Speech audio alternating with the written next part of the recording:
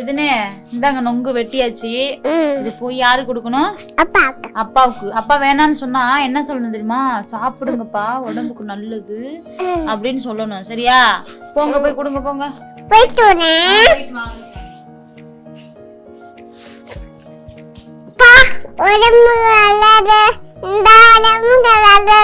என்னடா இது?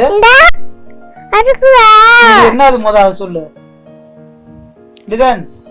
இது என்னது? நீ கொண்டு வந்து வச்சிருக்கீங்க. என்னது இது? என்னது? எந்த மாமா இருந்தாரு? மணி மாமா இருந்தாரா? இதுக்கு பேர் என்னடா?